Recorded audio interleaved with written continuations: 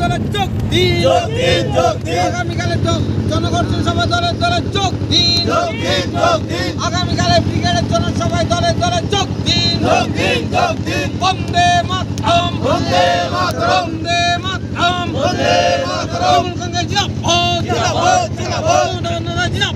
জিন্দাবাদ অভিষেক বন্দ্যোপাধ্যায় জিন্দাবাদ আমাদের সংগ্রাম চলছে চলবে সংগ্রাম চলছে চলবে আমাদের সংগ্রাম বন্দে মাতরম বন্দে মাতরম ডাক দিয়েছে নেত্রী মোদের মমতা ব্রিগেড চলো জনতা ডাক দিয়েছে নেত্রী মোদের মমতা ব্রিগেড চলো জনতা কন্যাশ্রীদের ডাক দিয়েছে নেত্রী মোদের মমতা ব্রিগেড চলো জনতা ডাক দিয়েছে নেত্রী মোদের মমতা ব্রিগেড চলো জনতা উপস্থিতের ডাক দিয়েছে নেত্রী মোদের মমতা ব্রিগেড চলো জনতা জনগর্জনের জনসভা জনদুয়ারের জননেতা অভিষেক দাস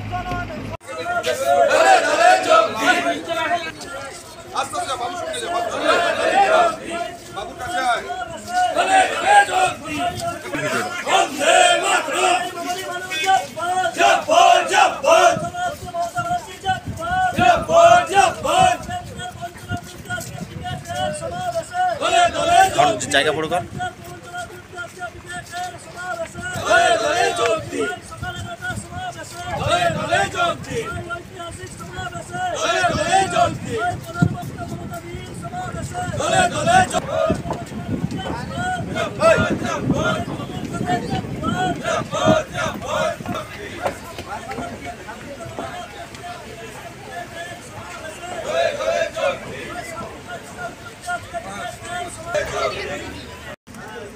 উদ্দেশ্য একটাই, সেটা হচ্ছে এই ব্রিগেড সমাবেশের মধ্য দিয়ে আমরা ভারতীয় জনতা পার্টিকে আমরা চ্যালেঞ্জ জানাতে চাই যে জনগণই শেষ কথা বলে,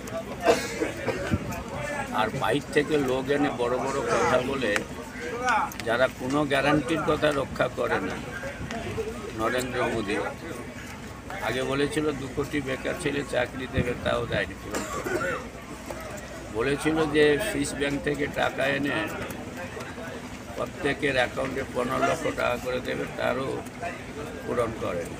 বলেছিল 2022 সালের মধ্যে ভারতবর্ষে এমন কোনো ঘর থাকবে না যার ঘরের কোনো ছাদ থাকবে, তা কোনো কথা তো পূরণ করেনি। তার বিনিময়ে দেখা গেছে যে আমাদের বিজয় মালিয়া থেকে শুরু করে নীরব মোদী, গৌতম আদানি থেকে শুরু করে মেনসু চুক্সি থেকে শুরু করে হাজার হাজার কোটি টাকা তারা এই দেশ থেকে নিয়ে চলে গেছে। তারপরে উজ্জ্বলা গ্যাসের দাম কমিয়ে দেবে বলেছিল, এই ভোট আসতে বলছে 100 টাকা কম। আর যখন 1000 টাকা ছিল, যখন পেট্রোল ডিজেল রান্না গ্যাসের দাম বাড়ছিল। আজকে যখন দেখা গেছে মণিপুরে মেয়েদের উলঙ্গ করে যখন ঘোরানো হয়েছিল, তখন তো মোদিজি একবার গিয়ে তাদের প্রতি সমবেদনা জানায়। হাতরাসে যে ঘটনাটা ঘটেছিল উত্তরপ্রদেশে, সেখানে তো মোদিজি একটাও মন্তব্য করেন।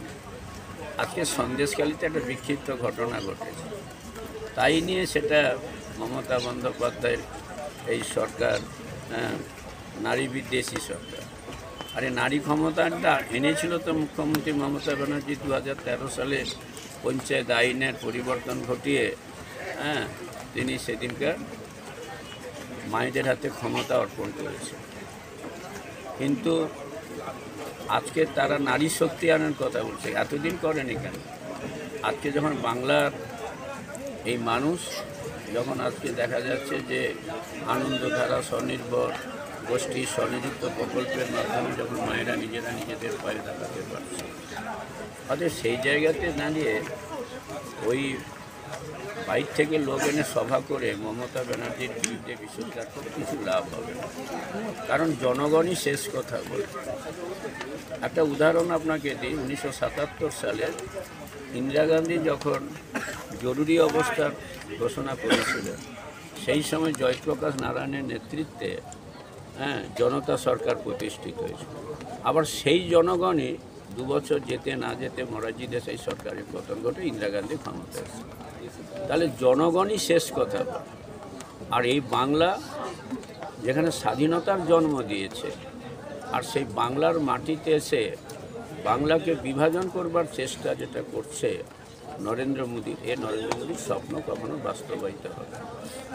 নরেন্দ্র মোদী এসে আজকে বলছে 42টি সিট টার্গেট করছে, আর অমিত শাহ বলছে 35টি সিট। তাই এদের কোনোটাই অঙ্ক মিলবে না।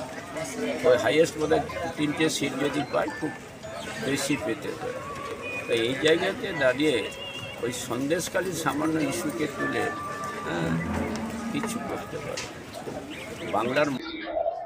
যাই আমাদের সেনাপতি অভিষেক বন্দ্যোপাধ্যায় এবং মাননীয় মুখ্যমন্ত্রী মমতা বন্দ্যোপাধ্যায়ের যে যৌথ প্রয়াসে যে জনগর্জন সভার আয়োজন করেছিলেন, সেই আয়োজনে আমরা আমাদের আমতলী গ্রাম পঞ্চায়েত থেকে আমতলী অঞ্চল তৃণমূল কংগ্রেসের পক্ষ থেকে আমরা গতকাল ভোরযোগে আমরা আমাদের যে নেতাজি ইন্ডোর স্টেডিয়ামে ওখানে আমরা প্রায় 3 থেকে 400 মানুষ কর্মীকে নিয়ে উপস্থিত হয়েছিলাম। রাত্রে যাপনও ওখানে করেছিলাম।